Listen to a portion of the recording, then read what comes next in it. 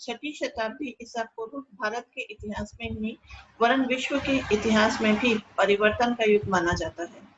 लंबे समय से मनुष्य के विचारों में प्राचीन प्रथाओं और परंपराओं के प्रति असंतोष था। यह असंतोष आगे चलकर धार्मिक क्रांति का कारण बना। चीन में कन्फ्यूशियस, ईरान में जोरोस्टर, यूनान में सोक्रेटिस अपने विचारों का प्रसार कर रहे थे। वैसे ही भारत में भी महावीर स्वामी और महात्मा बुद्ध प्राचीन परंपराओं और अंधविश्वासों का विरोध कर रहे थे। उन्होंने ब्राह्मणवाद, यज्ञवाद, बहुदेववाद, जाति प्रथा आदि का विरोध किया।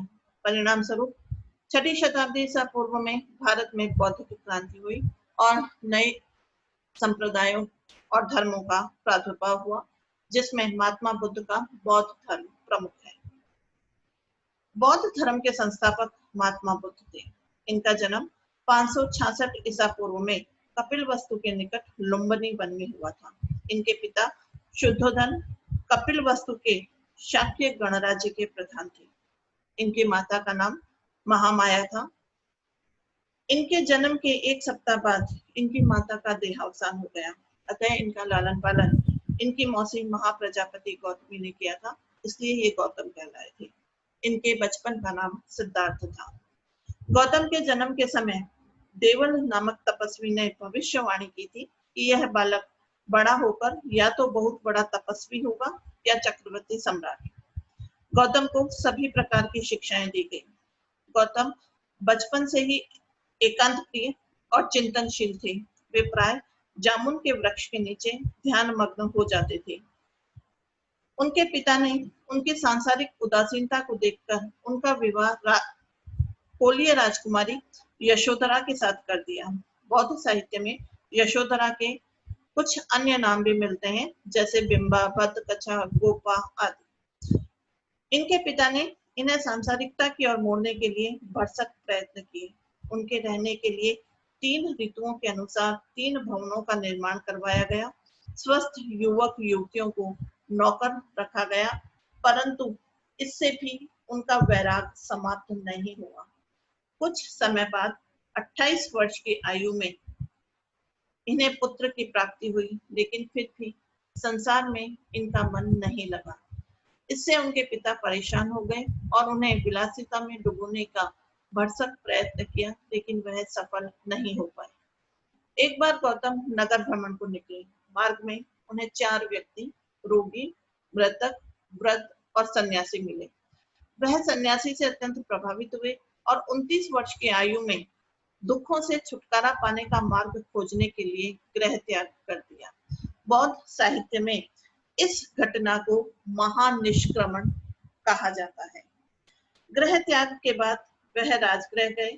वहां के राजा ने इन्हें प्रलोभन दिया, लेकिन इन्होंने स्वीकार नहीं किया।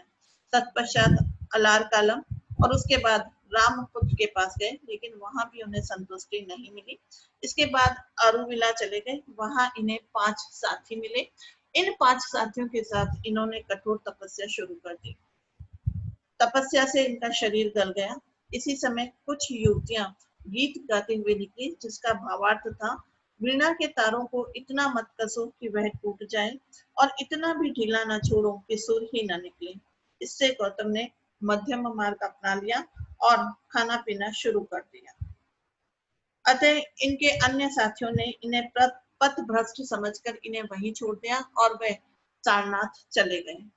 यहाँ पर रहते हुए उन्होंने एक वट वृक्ष के नीचे ध्यान लगा लिया और लगातार 7 दिन और 7 रात के बाद उन्हें बैसाख की पूर्णिमा को ज्ञान की प्राप्ति हुई। ज्ञान प्राप्ति के बाद वह स्वयं बुद्ध और वह वृक्ष बोधि वृक्ष कहलाया। ज्ञान प्राप्त करने के बाद वह सारनाथ गए। वहां अपने छोड़े हुए साथियों को उन्होंने अपना पहला उपदेश दिया, जिसे कि धर्म चक्र परिवर्तन कहा जाता है। तत्पश्चात घूम घूमकर अपने धर्म का प्रचार और प्रसार किया। सारनाथ के बाद राजगृह गए। वहां के राजा बिंबिसार को अपना भक्त बनाया। तत्पश्चात श्रीवस्ती में प्रसन्नजीत इनका शिष्य बना और यहाँ से वह कपिलवस्तु गए, जहां इनकी माता ने प्रवज्ञा ग्रहण करने की इच्छा जाहिर की, लेकिन महात्मा बुद्ध इसके लिए तैयार नहीं हुए। अंत में अपने शिष्य आनंद के कहने पर उन्हें स्वीकार कर लिया और अपनी माता और पत्नी को दीक्षा दी। यहाँ से वह वैशाली चले गए और वैशाली में आम्रपाली के यहाँ भोजन करने के बाद पावा गए। पावा में चंदू लुहार के यहाँ भोजन करने से उनकी पीड़ा बहुत अधिक बढ़ गई और वहां से वे कुशीनारा चले गए। वहां 80 वर्ष की आयु में इनकी मृत्यु हो गई। इस घटना को महापरिनिर्वाण कहा जाता है। महात्मा बुद्ध की शिक्षाएं। महात्मा बुद्ध ने बौद्ध धर्म प्रतिपादित किया था और बौद्ध धर्म के आधारभूत सिद्धांतों में सबसे प्रमुख सिद्धांत है 4 आर्य सत्य। बौद्ध धर्म संसार को दुखपूर्ण मानता है। उनका ये मानना है कि चारों तरफ दुख ही दुख है। जन्म दुख है, मृत्यु दुख है, बुढ़ापा दुख है, किसी का मिलना दुख है, संसार दुखों से भरा हुआ है। बौद्ध धर्म के अनुसार पहला आर्य सत्य जो है वो दुख है। दूसरा आर्य सत्य जो है वो है दुख समुदाय। संसार में दुख है, दुख का कोई ना कोई कारण समुदाय जो है वो अवश्य है। महात्मा बुद्ध की दृष्टि में यह कारण जो है वो तृष्णा है। इसी तृष्णा के कारण व्यक्ति जो है मोह माया में जो है वो पड़ जाता है, बंधन के अंदर जो है वो फंस जाता है। इसी तृष्णा के कारण रोग, द्वेष, कलह, स्वार्थ जो है वो उत्पन्न होते हैं। तीसरा आर्य सत्य जो है वो है दुख निरोध। महात्मा बुद्ध का कहना था कि दुख है, दुख का कारण है, उसी प्रकार दुख का निरोध अर्थात दुख से छुटकारा भी जो है वो संभव है। दुख का मूल कारण तृष्णा है और तृष्णा को अगर समाप्त कर दिया जाए तो वह दुख का छुटकारा है। चौथा आर्य सत्य है दुख निरोध मार्ग। दुख से छुटकारा पाने के लिए, तृष्णा से छुटकारा पाने के लिए उन्होंने एक मार्ग बताया जिसे कि अष्टांगिक मार्ग जो है वो कहा जाता है। उनका ये मानना है कि तपस्या से या शारीरिक यातनाओं से तृष्णा का अंत नहीं होता है और न ही व्यक्ति जो है वो पुनर्जन्म के बंधन से मुक्त होता है। यदि तृष्णा से छुटकारा पाना है तो अष्टांगिक मार्ग जो है उसका पालन करना आवश्यक है। अष्टांगिक मार्ग के अंतर्गत महात्मा बुद्ध जो है वो 8 सिद्धांत बताते हैं। पहला है सम्यक दृष्टि। 4 आर्य सत्यों का सही ज्ञान होना सम्यक दृष्टि है। दूसरा है सम्यक संकल्प, विलासिता का परित्याग कर देना चाहिए। तीसरा है सम्यक वाणी, सत्य और विनम्र भाषण करना चाहिए। चौथा सम्यक कर्मांत, व्यक्ति को सदैव अच्छे कर्म करने चाहिए। पांचवा है सम्यक आजीव, अपनी आजीविका ईमानदारी से कमानी चाहिए। 6 सम्यक व्यायाम, व्यक्ति को सदैव अच्छे प्रयत्न करने चाहिए। 7 सम्यक स्मृति, लोभ आदि चित्त संतापों से व्यक्ति को बचना चाहिए। और 8वां और अंतिम मार्ग है सम्यक समाधि, चित्त की एकाग्रता। महात्मा बुद्ध का ये अष्टांगिक मार्ग जो है इसे मध्यम मार्ग भी कहा जाता है, क्योंकि इसमें ये बताया गया है कि व्यक्ति को न तो बहुत अधिक विलासिता में डूबना चाहिए और न ही शरीर को अत्यधिक कष्ट जो है वो देना चाहिए। व्यक्ति को शुद्धतापूर्ण नैतिक जीवन जो है वो व्यतीत करना चाहिए। इसी से उसको निर्वाण की प्राप्ति हो जाएगी। इसके अलावा महात्मा बुद्ध जो थे वो आचरण की पवित्रता को बल देते थे। इसके लिए महात्मा बुद्ध ने 10 नियम बताए थे जिनके पालन करने से जिनका पालन करना प्रत्येक अनुयायी के लिए आवश्यक था। ये 10 आचरण थे।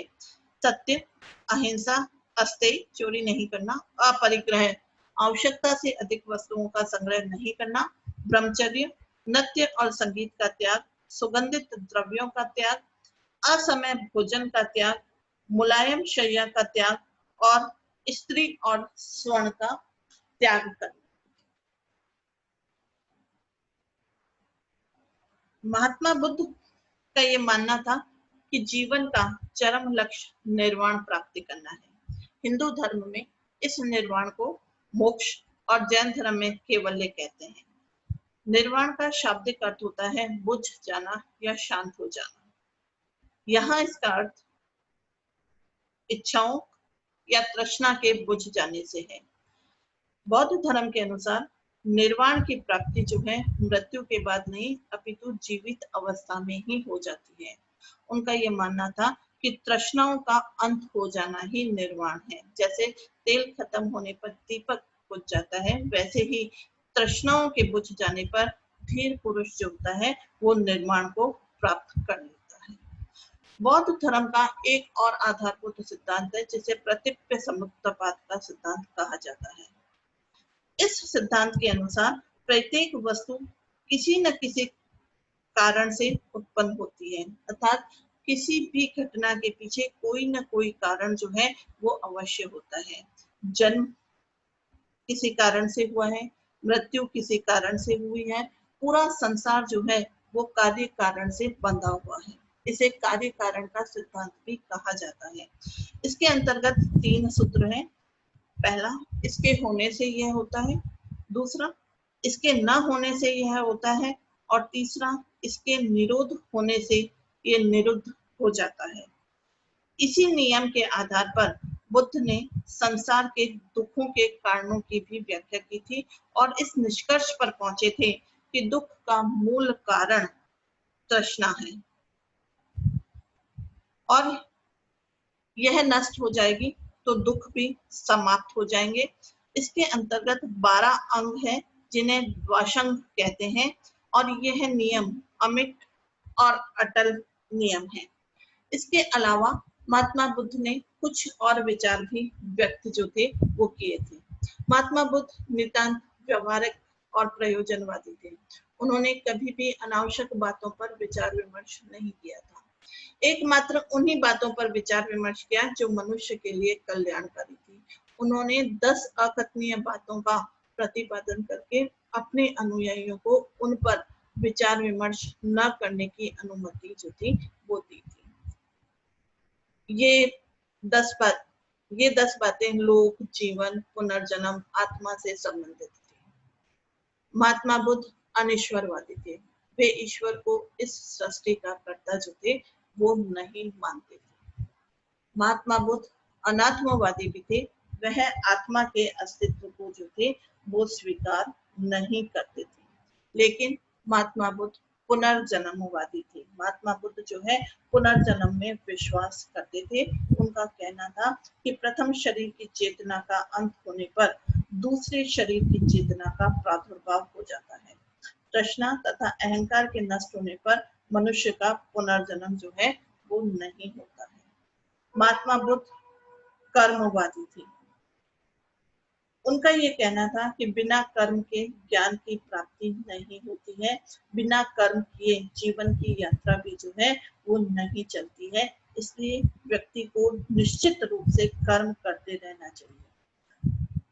इसके अलावा उनका ये कहना था कि सत्कर्म मनुष्य को निर्वाण की ओर ले जाता है और दुष्कर्म जो है उसे सांसारिकता की ओर जो है वो मोड़ देता है। कर्म ही प्राणियों को हीनता और उत्तमता में जो है वो विभक्त किया करता है। महात्मा बुद्ध जाति प्रथा के विरोधी थे। उन्होंने चारों वर्णों में कभी कोई अंतर जो था वो नहीं किया था। वे चारों वर्णों की शुद्धि के अधिकार को जो है वो स्वीकार किया करते। अंत में हम ये कह सकते हैं कि बौद्ध धर्म कोई नवीन धर्म नहीं था और महात्मा बुद्ध कोई पैगंबर नहीं थे। वास्तव में उन्होंने विकृत ब्राह्मण धर्म के सुधार हेतु ब्राह्मण धर्म ग्रंथों को चुनकर कुछ सिद्धांतों का प्रतिपादन किया था। उन्होंने रूढ़िवाद, अंधविश्वास, पुरोहितवाद, यज्ञवाद इनका विरोध किया, जाति प्रथा का विरोध किया, हिंसा और कर्मकांड के वे विरोधी थे। उन्होंने अपने सिद्धांत उपनिषद और सांख्य दर्शन के आधार पर जो है निर्धारित किए थे।